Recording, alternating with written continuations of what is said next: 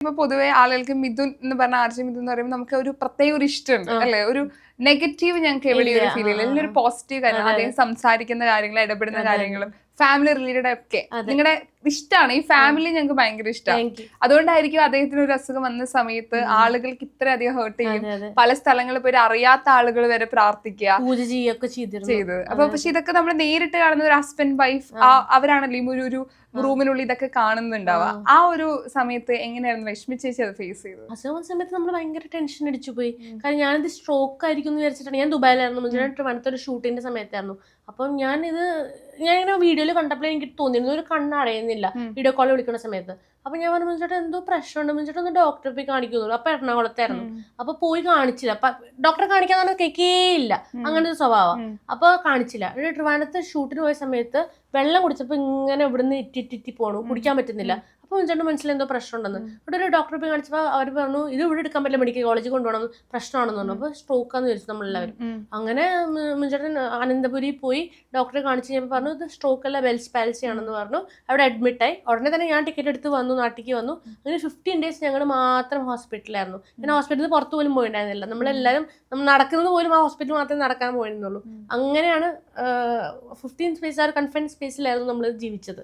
അപ്പോൾ വേറെ ഒന്നും നമ്മൾ നോക്കിയിട്ടായിരുന്നില്ല, എങ്ങനെ എത്രയും പെട്ടെന്ന് ശരിയാവണം എന്ന് മാത്രമേ ഉണ്ടായിരുന്നുള്ളൂ. അപ്പോൾ എന്നും മസാജ് ചെയ്യലും ഫിസിയോതെറാപ്പിയും അങ്ങനെയൊക്കെ ചെയ്തിട്ടാണ് പഴയ രൂപത്തിലേക്ക് എത്തി. പിന്നെ ഒരുപാട് പേരുടെ പ്രാർത്ഥന ഉണ്ടായിരുന്നു, ഫാമിലിയുടെ സപ്പോർട്ടും എല്ലാം കൊണ്ടാണ് പഴയ പോലെ ആയത്. എനിക്കത് ലക്ഷ്മി ചേച്ചിക്ക് ഒരു സമയത്ത് ഇപ്പൊ ആളുകൾ ഡിപ്രഷൻ ആളുകൾ ഭയങ്കര കൗതുകം വളരെ കാഷ്വൽ ആയിട്ടാണ് പറയുന്നത്. എനിക്ക് ഡിപ്രഷനാണ്, ചെറിയ കുട്ടികൾ കേട്ടോ. Sadness is not depression. Sadness depression ആണെന്ന് തെറ്റിദ്ധരിച്ച് ഒരുപാട് പേര് പറയും. വിഷമുണ്ടെങ്കിലും പറയും എനിക്കിപ്പോൾ ഡിപ്രഷൻ, ഞാൻ ഡിപ്രഷൻ അടിച്ചു എന്ന് പറയും. അതല്ല, ഡിപ്രഷൻ എൻ്റെ ഡിഫറെന്റ് ഒരു ഫേസ് ആണത്.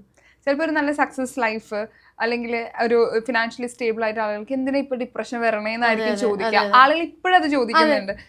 എന്നെ ഇപ്പൊ പുറത്തുനിന്ന് എന്നെ ഇപ്പൊ നോക്കി കഴിഞ്ഞാൽ എന്താ ഈ കുട്ടിക്ക് കുഴപ്പം, കുറവ്, അങ്ങനെയൊന്നും പ്രശ്നമില്ലല്ലോ എന്ന് തോന്നുന്നു. ഹെൽത്ത് വൈസ് ആണെങ്കിലും വേറെ പ്രശ്നമൊന്നും ഇല്ലാന്ന് തോന്നുന്നു. പക്ഷെ ഞാനിപ്പോ കഴിച്ചുകൊണ്ടിരിക്കുന്ന മരുന്ന് ഒരാഴ്ചക്ക് നിർത്തി കഴിഞ്ഞ് കഴിഞ്ഞാൽ എനിക്ക് മൂഡ് സ്വിങ്സ് തുടങ്ങും. മൂഡ് സ്വിങ്സ് തുടങ്ങി കഴിഞ്ഞാൽ പിന്നെ അതൊരു നമ്മളൊരു പോയിന്റ് ഓഫ് നോ റിട്ടേണിലേക്ക് എത്തുന്ന ഒരു സ്റ്റേജിലേക്ക് എത്തും.